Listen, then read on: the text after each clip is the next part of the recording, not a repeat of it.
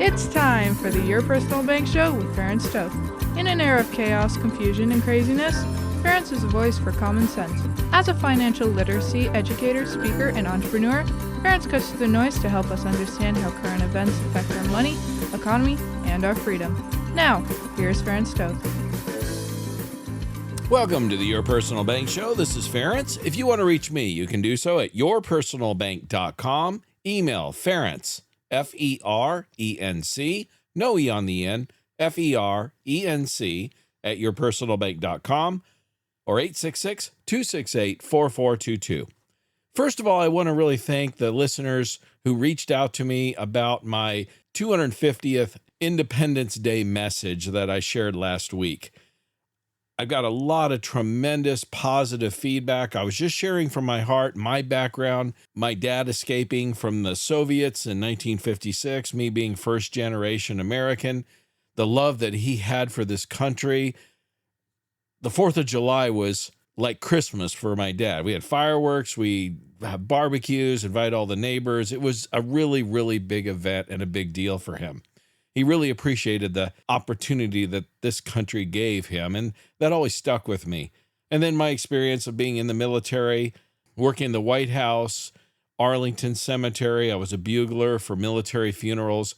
I met the families of soldiers who had lost their lives. It was oftentimes a very emotional and powerful experience, and those types of things stick with you.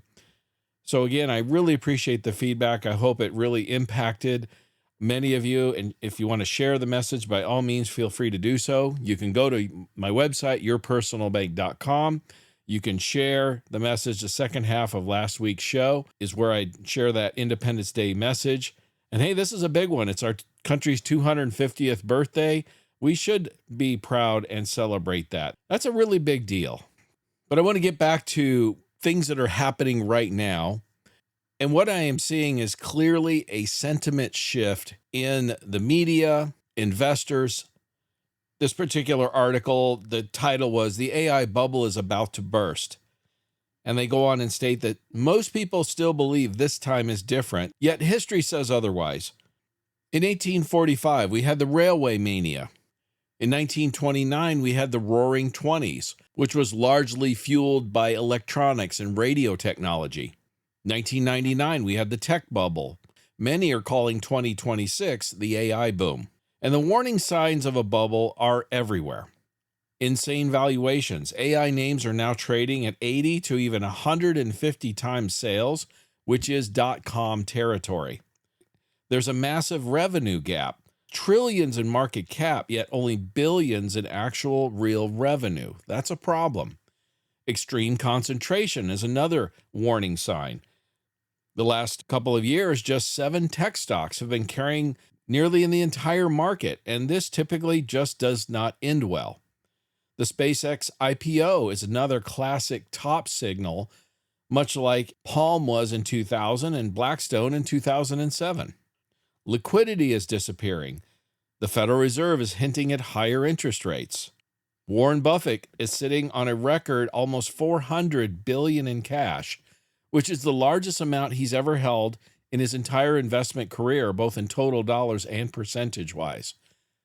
To put things in perspective, do you realize that Berkshire Hathaway could purchase about 470 of the Fortune 500 companies, lock, stock, and barrel, the entire stock offerings of these companies?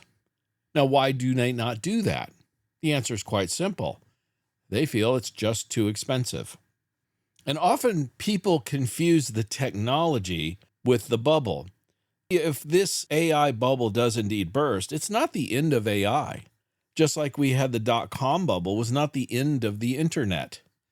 The bursting of the bubble means the speculative stage, the euphoric stage, has ended and reality starts to come into play. And much of that reality now really focuses in on the costs of AI. Despite comparing this AI boom to the railway mania 1840s or the roaring 1920s, 1929, or the dot-com boom and bust, this particular bubble is proceeding at an unprecedented pace. At the current pace, AI investment has already surpassed every major technological boom in the history of the United States.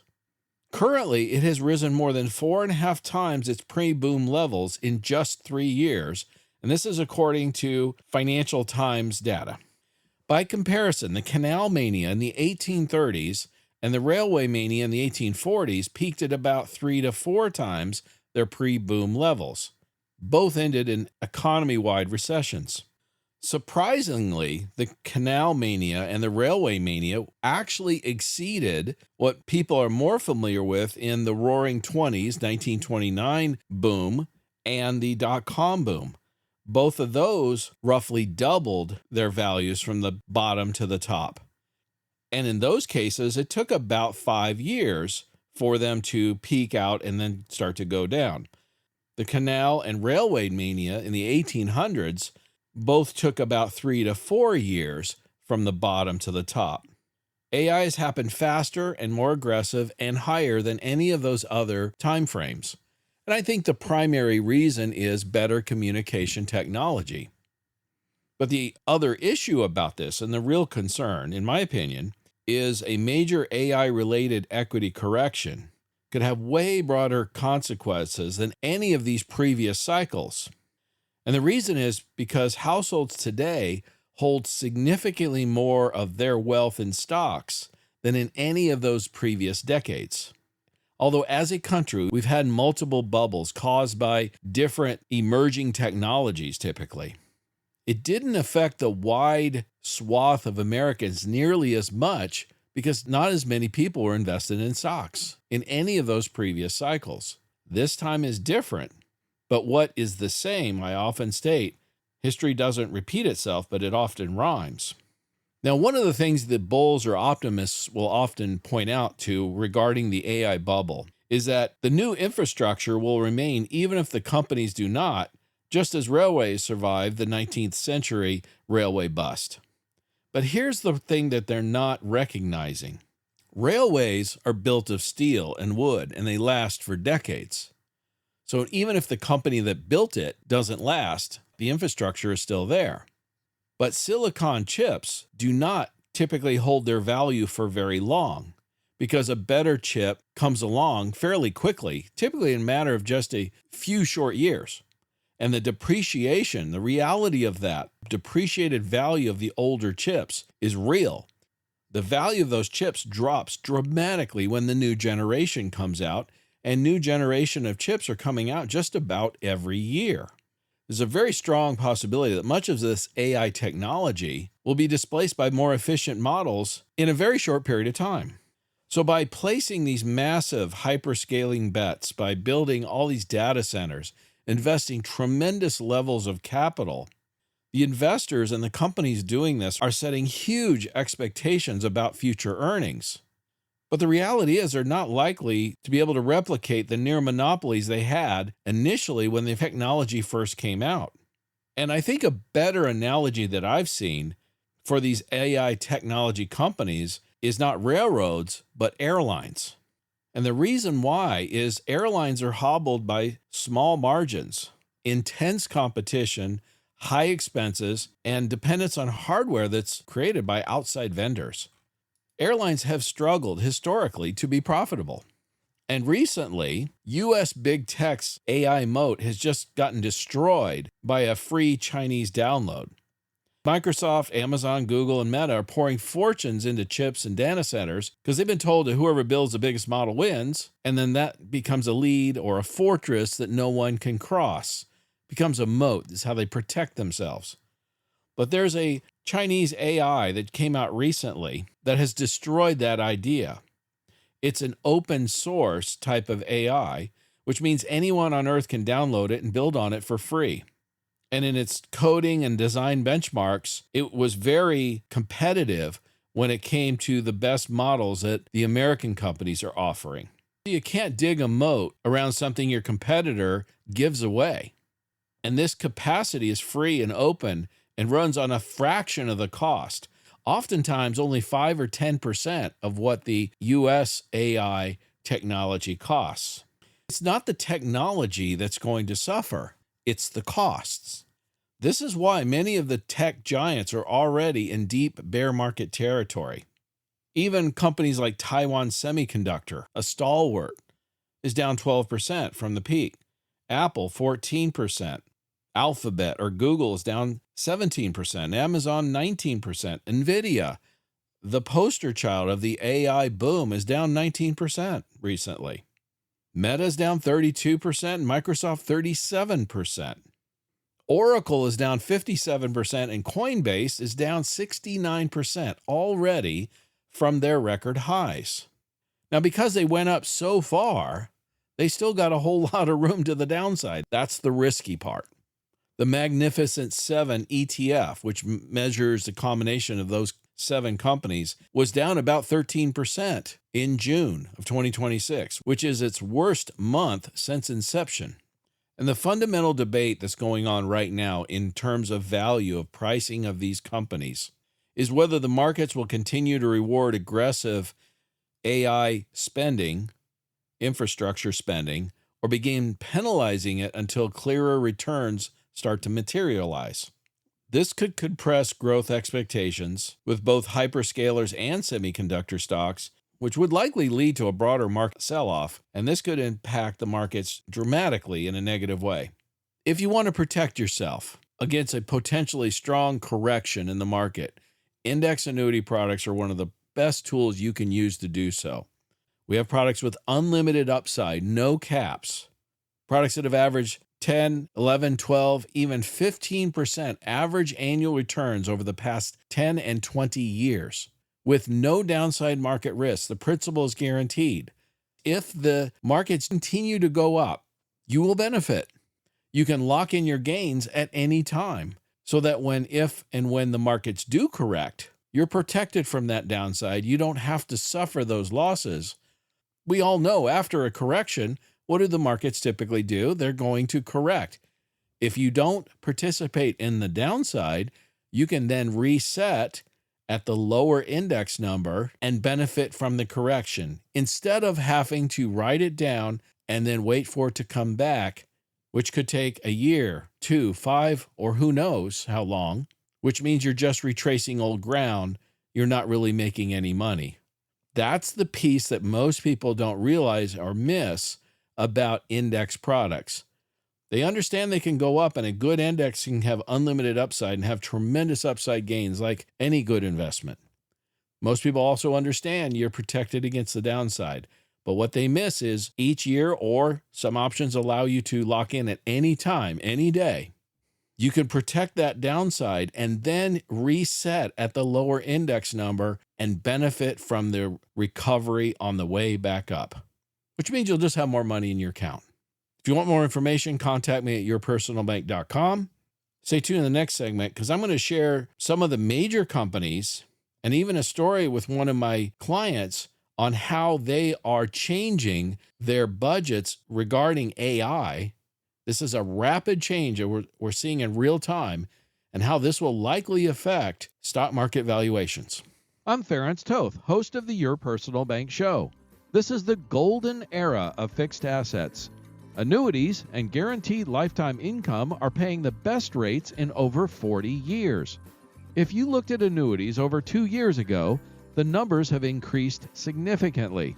If you own an annuity over 2 years old, the new products can not only pay your penalty to switch, but are often guaranteed to outperform your current product. For more info, contact me at yourpersonalbank.com or 866-268-4422. That's yourpersonalbank.com. Welcome back to the Your Personal Bank Show. This is Ference. If you want to reach me, you can do so at yourpersonalbank.com. Email Ference, F-E-R-E-N-C, no E on the end, F-E-R-E-N-C at yourpersonalbank.com or 866-268-4422. And yes, you will reach me. Many people are surprised by that. In the first segment, I was discussing, and this is one of the mistakes I think many people make. They buy into the idea of the technology. The technology will likely survive and thrive and continue to grow. The hype around it, the exuberance around it, the valuations and the companies, that's the part that likely will not survive. And this holds true for nearly every new technology that's come along and created a bubble. Whether we talk about the canal mania in the 1830s, That was new technology at the time. The railroad mania in the 1840s, same thing. Whether we look at the electronics technology with radio and etc. in the 1920s, or the internet, which was the technology that led to the internet bubble in 2000, which later burst. Many are starting to call this the AI bubble, and many are now predicting that 2026 will be the year known as when it starts to burst. And there's a number of reasons behind this, but the primary one revolves around cost, not necessarily the technology itself, but the cost to implement. UBS, for example, has just now announced that 60% of companies are now watching AI budgets and are moving to cheaper models and open source Chinese models. And the pressure is coming because of huge bills. Some users are spending up to $35,000 a month, and many engineering teams exceeding quotas by over 200%. So companies are cutting their internal AI usage. And it's not that they're abandoning AI. They're not abandoning the technology. They're just finding and using cheaper models that saves money. And they're saving the premium models for hard reasoning and long context work, the more difficult stuff. Many of the Chinese open source models now are anywhere from 90 to even 95% cheaper and are 80 to 90% as efficient as the high-end American-made models. We all know this. With many different products, we often have multiple choices on what we can purchase. And for decades, China has been famous for creating cheaper knockoffs. US-made usually means better quality, but also includes a higher price in most cases. There are times where paying for the better quality product makes sense. But there are other times saving money for the cheaper Chinese knockoff is good enough. It does the job that you need done. And this is what many companies and individual users are finding when it comes to AI. For example, Coinbase, Shopify, Airbnb, Uber, Microsoft, these are all companies that have significantly cut their US-sourced AI, offloaded a significant amount of the workload to Chinese models, primarily to save money. It's hard to justify paying 10 times more for something that's only marginally better. And again, many of these larger companies will have 80% or more of their AI work handled by the much, much cheaper Chinese models and save the more complicated work for the more expensive US-based AI models. Why is this such a big deal? Well, the pricing, AI stocks, these hyperscalers, the picks and shovels, the NVIDIAs, was based on them dominating the market.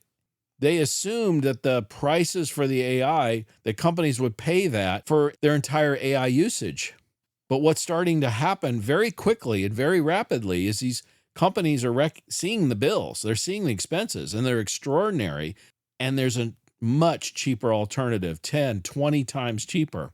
That's hard to ignore. And the CFO or the accountant of that company or even an individual is going to say, hey, I'm not going to spend this kind of money. If the demand for US AI drops by 80%, which is very feasible in the near future, the stock prices for these companies will be impossible to justify. And investors will finally wake up to that fact. That is starting to happen in the institutional world. It hasn't shown up as much yet in the retail investor world, but it will. They'll catch up to the reality that US AI, although better, at least marginally better, is way, way more expensive. And I have an example from a client who shared with me recently that they have shifted almost their entire AI usage to the Chinese models, and they have now reduced their AI cost by 87%. They also went on and tested the Chinese models versus the US models in a number of benchmarks.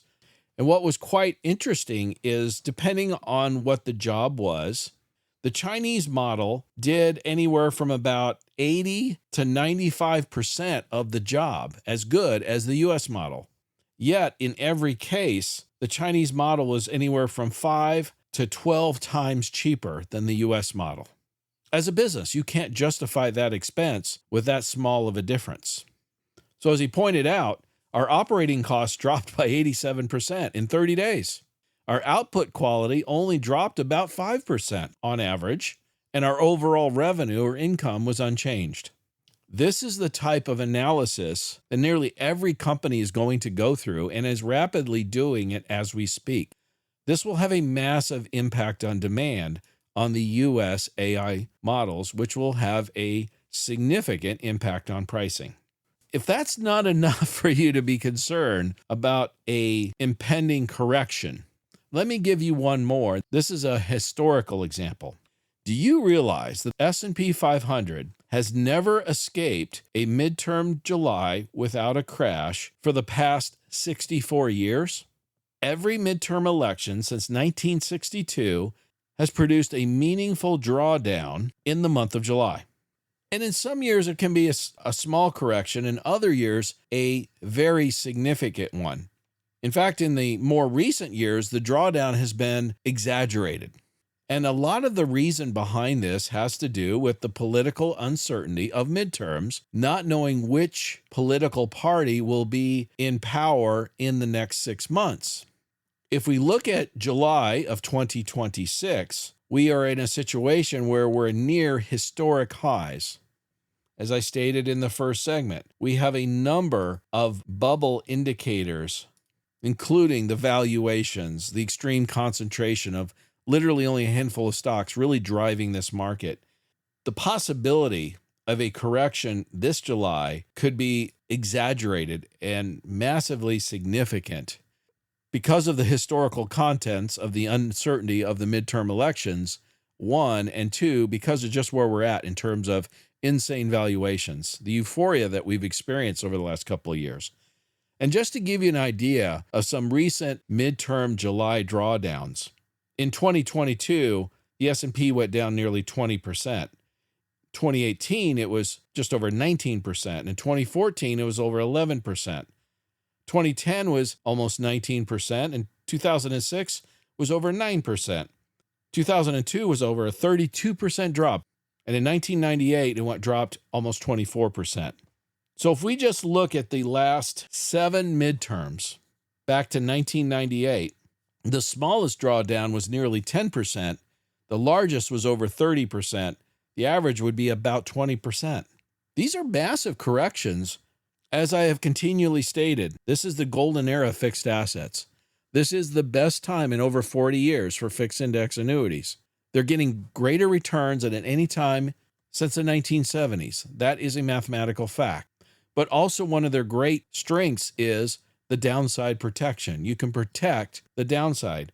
And what if this July of 2026 gets hit with a correction like we've seen every single midterm for the past 64 years, and the past 7 midterms going back to 1998, anywhere from a 10 to 30% correction? Those are significant numbers. And as I've stated, you can lock in your gains at any time. And then after the correction, this is the part most people miss about index annuity products, you get to reset at the lower index. So when the S&P 500 drops by 20%, for example, or more, you can reset at that lower index number and then enjoy the recovery period thereafter. This avoids you from having to be at the top, go down, and then wait, and then ride it back up. And that time frame, that period of time, however long that takes, just to get back to where you were. Again, you're retracing old ground. You're not really making money during that time frame. And this is the reason why Bank of America has been seriously urging investors now to protect themselves. They're looking at the combination of the extreme valuations, the Chinese AI models cost being so significantly less, it will almost certainly negatively impact the valuations of the U.S. AI companies and hyperscalers and semiconductor stocks and all of that, but also the historical history of July midterms being historically bad and the past 7 losing 10 to 30%. And these signals that Bank of America are reading are not vibes. These are signals that showing them that the markets are at a peak and are due for a correction. Could likely be a very strong correction. In fact, not only did Bank of America issue the warning, but Bank of Canada, the Bank of International Settlement, and the European Central Bank are now all warning international insurers and pensions not to purchase U.S. data center debt, as they believe the U.S. is likely headed into financial catastrophe on defaults. Again, they're concerned about the same thing. The AI bubble bursting, the cause is likely going to be not the technology itself, but the cost to implement and the far cheaper Chinese models that offer similar performance or close to as good for 90 or even 95% cheaper. I'm not trying to use scare tactics. What I'm trying to do is help people realize what is really going on, wake up to the realities of the risk that exists and the likelihood of what is probably going to happen. Previously, I would say possibly. Now I believe it's getting into probable territory. Again, it's not me saying this. It's Bank of America, the European Central Bank. It's the Bank of Canada. This cost issue of implementing AI, it's a real concern. And it's going to have real impacts to the value of the U.S. AI companies, which is what has driven largely the stock market valuations for the past couple of years to the literal record valuations that we've seen recently. Some would even call insane valuations. Certainly the highest valuations ever recorded, almost regardless how you measure, in the history of the stock market. So this is no joke. This is a wake-up call, is what I'm trying to say. If you've been listening to the show for a while, you know I've been becoming more and more concerned, and my concern is hitting very high levels at this point. A big reason why I feel so strongly about this is it's my 27th year in the financial business. I have seen economic and financial devastation wrecked on portfolios in 2008, 2009. I saw what the dot-com bubble and then burst did, where it was extreme euphoria and then, frankly, extreme despair. The NASDAQ in 2000 dropped over 70%, and many people were invested heavily in the tech sector back then, as they are now. I saw people that were nearing retirement having to go back to work, not knowing how much longer they were going to have to do so. For some of them, it was 5 years. Others, it was 10. For some, they weren't able to go back to work due to their health or other reasons. Folks, the fear, the stress, the frustration, all these things were real. And if someone had just been able to educate some of these people a little bit more to recognize the real risks that they were taking, the reality of the situation, they might have been able to make a little bit better decision, or at least pull back on some of their risk, or protect a portion of their portfolio so they would not have been impacted so dramatically in a negative way. That's why I feel so strongly about this. If you're listening to this show, I feel an obligation to share this with you so that you don't experience the same thing I saw people experience in 08 and 09 and after 2000. Because I'm increasingly believe that we are headed to a similar type of result as we saw in those two previous cycles. History doesn't repeat itself, but it does often rhyme. If you want more information on how to protect yourself, contact me at yourpersonalbank.com. I'm going to shift gears to real estate in the next segment, so I'm going to encourage you to stay tuned. This is Ference, host of the Your Personal Bank Show. My show focuses on creating tax-free buckets of money, insured, guaranteed, highly liquid, and the ability to create positive arbitrage. Did you know this is the best time in over 40 years to invest in index annuities? An index annuity allows you to 1. Grow your money safely without market risk. Once gains are locked in, they're guaranteed against future market loss. 2. Double-digit potential upside on good market years with no losses in bad years. Principal is guaranteed. 3. A 7 to 8% fixed interest option is available in the first year. If you're interested in growing your money with potential index-related gains without downside market risk, this is the best time in over 40 years to consider an annuity. If your annuity is over 2 years old, the newer products likely have far superior potential returns. Please contact me at yourpersonalbank.com or 866-268-4422 for more info. That's yourpersonalbank.com. Welcome back to the Your Personal Bank Show. This is Ference. If you want to reach me, you can do so at yourpersonalbank.com. Email Ference, F-E-R-E-N-C, no E on the end, F-E-R-E-N-C, at yourpersonalbank.com or 866-268-4422. Yes, you will reach me.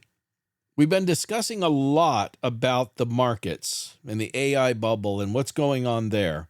But we also have another situation going on from an economic or financial perspective, and that has to do with real estate. Recently, some of the data and numbers have come out and have shown that owning a home in America has never been more expensive. The average annual cost of home ownership has surged nearly 40% since 2019. The average cost to own a home in 2025 is nearly $29,000 a year. And this has even increased faster than the 26% increase in the Consumer Price Index over that same period, that same 5-year period. Interest payments clearly are the largest single cost. They've risen over 35% since 2019. Emergency repairs and home maintenance costs have increased 85% and over 175% during that same period. Property taxes on average are up over 30%, making it the third largest component of homeownership costs in 2025. The average property tax now is nearly $6,000 a year. So the U.S. housing affordability crisis is clearly in full swing. There's several reasons behind this. The printing of extra dollars, inflation, has driven asset prices up, whether it's the stock market or real estate. In certain areas, there's a shortage of homes being built, oftentimes where popular areas where jobs are or where people want to live. And another cause comes down to this. Imagine, if you will, you invite somebody into your home and you give them food, shelter, and a bed, and they have full access to all the amenities. You even buy them some clothes and they need to wash their clothes, so they use your washer, your dryer, your water. They catch the flu, so you take them to the doctor and you pay the bill and you buy their medication as well. There's more lights on at home, more electricity is used, more water is used, so every month your bills are higher. Your grocery bill is higher. And then they start to become comfortable and they start to rearrange your furniture to their liking. They start tossing items that you love and disrespect sentimental belongings that mean a lot to you. The way you run your household is not suitable to their likings, so they insist that you make adjustments. And eventually then they tell you, well, this is my home now, and if you don't like the new rules, you can leave. Now, how would you respond to that visitor? And how long would you allow them to stay to cater to their needs? And how long would you accept everything being more expensive?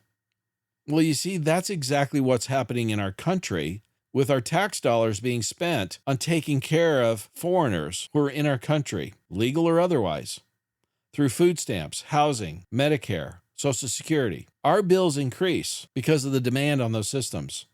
And then many of them demand that we change who we are to better suit who they are, and that we change our founding principles, our society.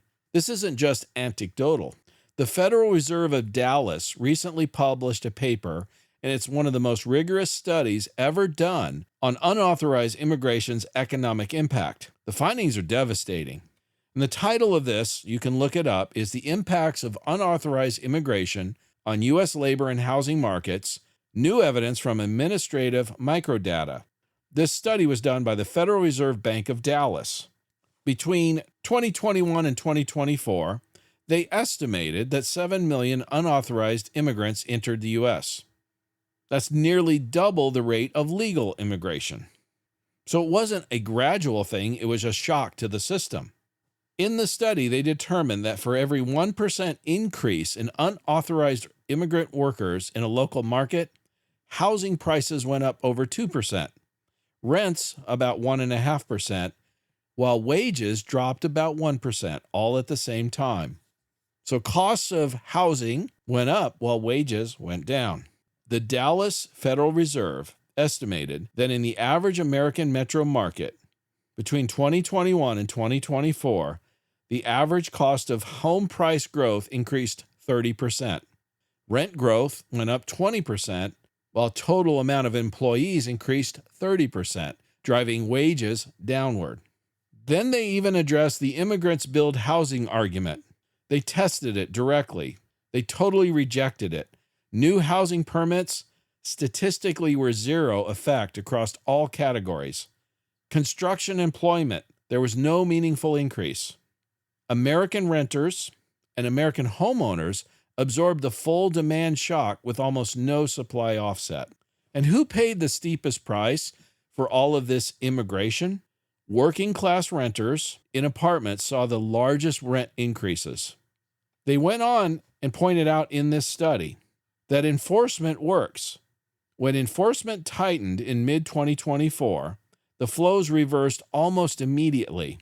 The correlation that the Dallas Federal Reserve study showed, for every 1% outflow of immigrants, costs dropped almost exactly the same. It was 0.96%. It was nearly a perfect reversal. And here's another statistic I saw that I found incredibly egregious.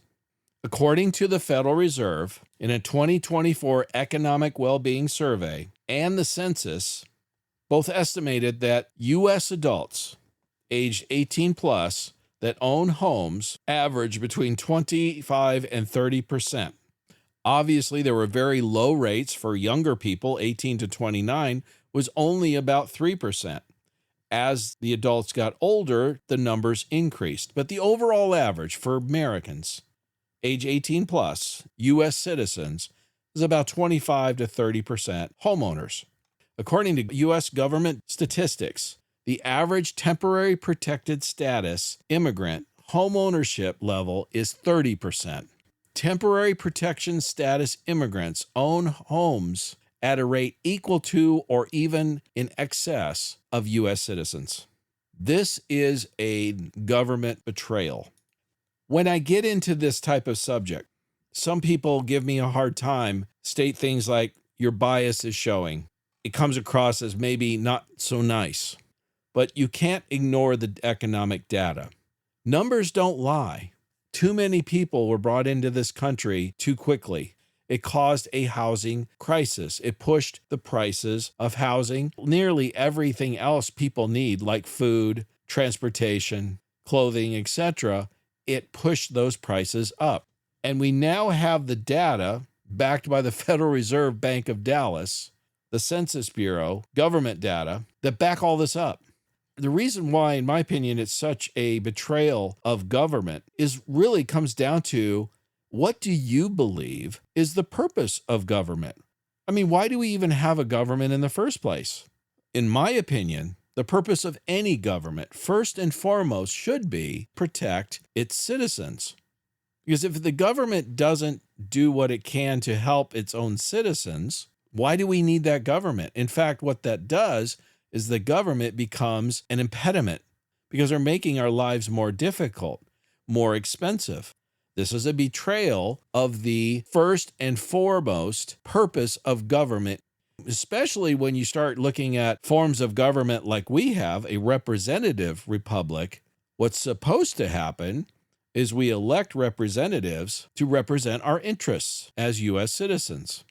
And when they go and do the opposite, Declaration of Independence, our birth certificate, it states in there that when a government fails to benefit its citizens, it's time to remove or replace it. So we either remove or replace the people that we have elected that have allowed or perpetuated this situation that has caused a 30% increase in housing over the past 5 years. And the data shows increase in immigration and increases the cost of housing. You decrease demand. It's basic supply and demand. It's basic economics. This has nothing to do with where the people came from or what their situation was or anything else. We have immigrants in this country under temporary protected status that have been here as long as 35 years. Somalians were given temporary protected status 35 years ago, and some of them have been here that long. And I like that the Supreme Court clarified that temporary means temporary. Those people need to go back to their country. They should not be here. Are some other Supreme Court decisions that happened recently, like birthright citizenship and allowing votes to come in after Election Day that weaken our citizenship. And so I'm not happy about those decisions. My hope is that it motivates and fires some people up to fight against this and fix these problems. The decision by the Supreme Court on the 14th Amendment Native Americans born in the United States were not citizens until later when Congress passed a law to change that, how they cannot be citizens, yet a visitor who comes to our country or Chinese birth tourist or whatever, just because they happen to be born on this soil, maybe only be here for a day and leave, that they are a citizen, makes no logical sense whatsoever. But unfortunately, it was a very, very poor decision by the Supreme Court and will be difficult to fight because it's going to require a constitutional amendment now to change it. It weakens the value of our citizenship. Stay tuned in the last segment. I got a few thoughts from some meetings I had with clients this past week and some projections of why these index annuity products are doing so well and are likely to continue to do so for the next 5 to 10 years, if not longer. I'm Ference Toth, host of the Your Personal Bank Show. This is the golden era of fixed assets. Annuities and guaranteed lifetime income are paying the best rates in over 40 years. If you looked at annuities over 2 years ago, the numbers have increased significantly.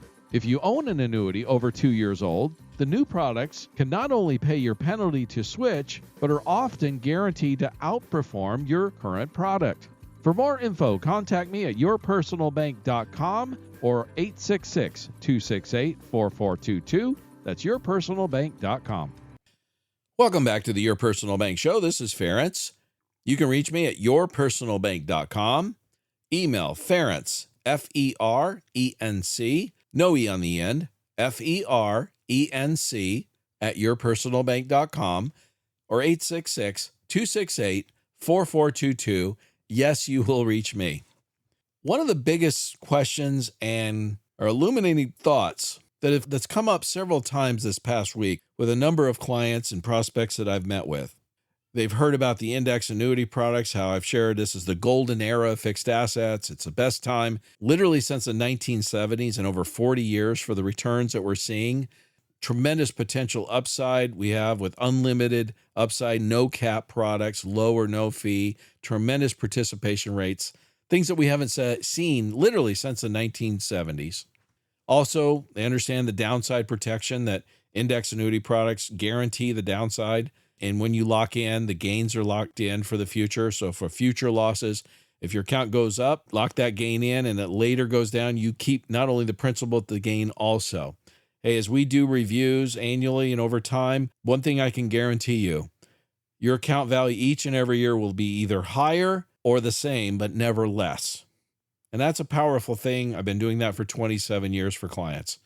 The last piece where people miss or don't realize is if the indexes do go down, we do get a correction, which is increasingly likely.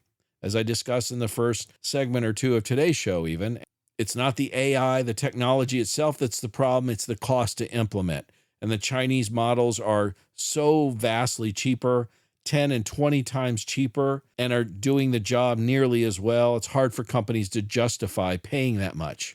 So that's going to have some real negative demand and values of USAI companies. What's been the primary driver of the market valuations for the last couple of years or so?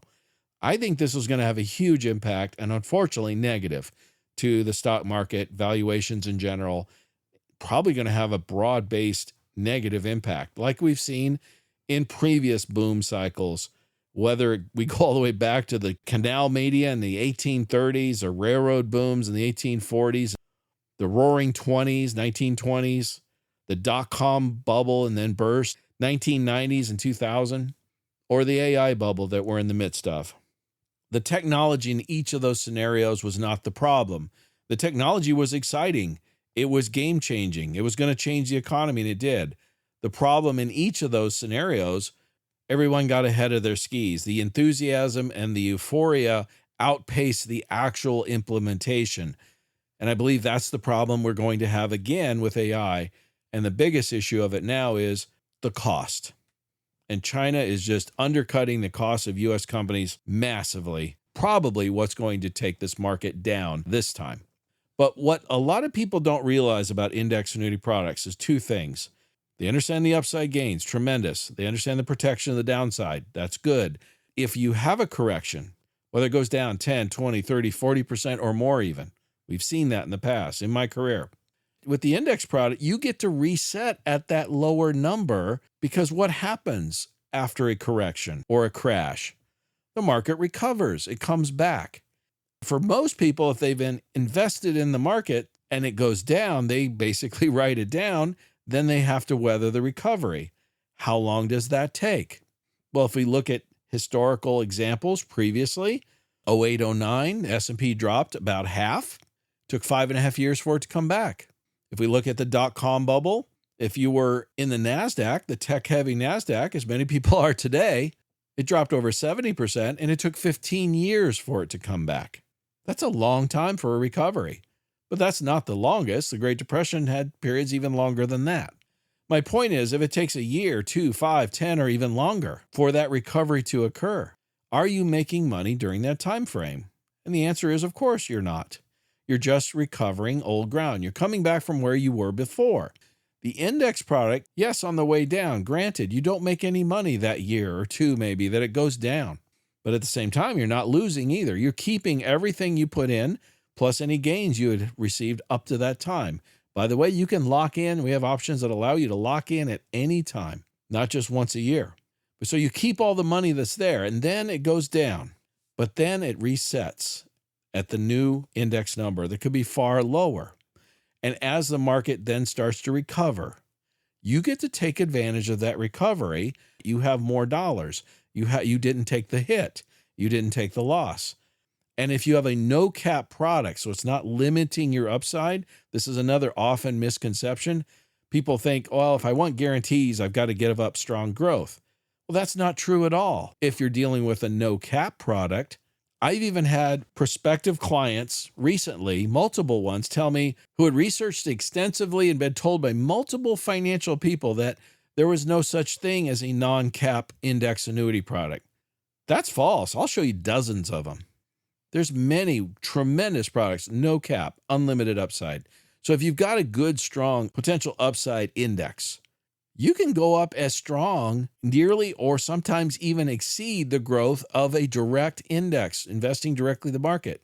So your upside is tremendous, as good, and sometimes even better than investing directly. That's how much better these products are than they were even a few years ago.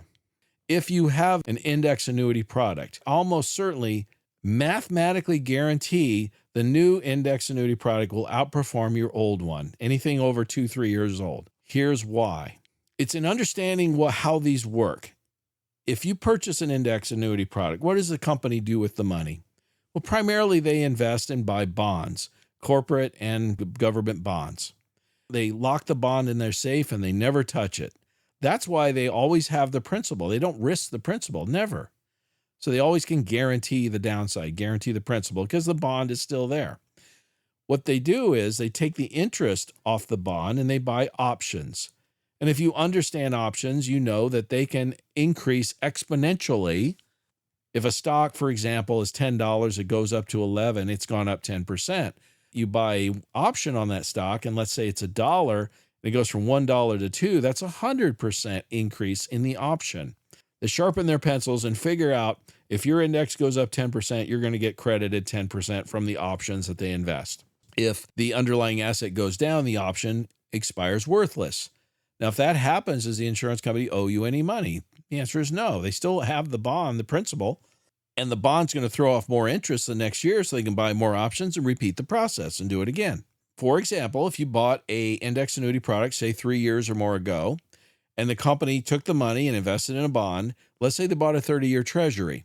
What were 30-year treasuries paying about 3 years ago? Under 2%.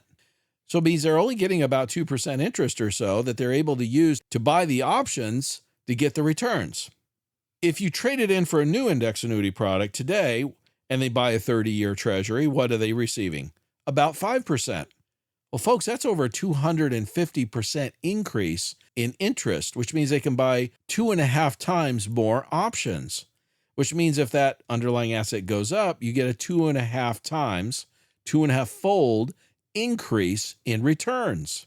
This is why I'm seeing index annuity products today, even with the same company, the same index, even the same product, getting 2 and 3 times more returns than index annuity products 3, 4, 5 years ago. And why I'm so certain about it and why this is mathematical. This isn't guesswork. If you bought that index annuity product a few years ago and they bought the bond, remember they buy it once. And that bond, if they bought a 2% 30-year treasury, for example, is that treasury going to pay more interest in the future? No, it's going to pay the same interest guaranteed for the next 20 or 30 years. It's a corporate bond, government bond, whatever. It's not going to increase the output. It's not going to pay more interest. It's locked in. Just like if you trade it in for a new one today and you get 5% on a 30-year treasury, for example, that's going to pay the 5% interest guaranteed for the next 30 years. So the insurance company is guaranteed to receive more interest on this bond they purchased when you started it, and they're able to then purchase more options, more volume of options, 2.5 times more in many cases, options than they were a few years ago, which means 2.5 times more returns than they would receive 2.5 years ago, even with the same product, with the same index. Once people realize that, the light bulb goes on. The last piece, the hesitation sometimes when people realize they don't want to get out of the old product, is because they have an early surrender penalty. Again, with the new products, they're so much stronger because the companies are so much more profitable. On average, 250% more profitable, not a little bit more profitable, a whole lot more profitable. They're able to pay large bonuses and still offer you strong upside gains even after the bonus. We have companies that are paying 20, 22. I've seen a 34% bonuses. It does vary based on age and state. Recently did one for an 88-year-old with a 22% bonus. Folks, that did not exist 3 years ago. That didn't exist throughout my entire career. So even if you have an index product that you bought 3 years ago or more, and you have a penalty to get out of it, and maybe even a substantial one, there's a very, very high likelihood, and I'm saying 99% plus likelihood, that we can offer a better product, likely double your returns at least, if not more, and give you a bonus to not only pay off the penalty that you have, but even then some. So you're ahead day one. And given that all these companies have the downside guarantees, the products are guaranteed by the companies, they're backed by other guarantees, and we're dealing with A-rated companies in most cases, solid financial institutions, there's really no reason to stick with or get stuck with a low-performing index annuity product anymore. There's no reason for it if you want to increase your returns. So if you want to double or even triple the returns on your existing index annuity product that you have, or you're considering or you've looked into this and you want to maximize the returns, maybe you're concerned about some downside market risk that likely is coming our way in the near future, and you'd like to see tremendous upside gains when things are good, you want to protect the downside when they're not. If you want more information on how to protect yourself, contact me at yourpersonalbank.com. Stay tuned next week to the Your Personal Bank Show for more great information. And as long as it's on our money, in God we trust. Concerned about market risk? I'm Ference Toth, host of the Your Personal Bank Show. The S&P 500 valuations are higher than at any time ever recorded in stock market history. This includes 1929 and 1999. We all know what happened afterwards. It wasn't pretty. Elevated valuations increase risk to the downside. Annuities and Your Personal Bank offer unlimited upside with no downside market risk. Your principal is guaranteed.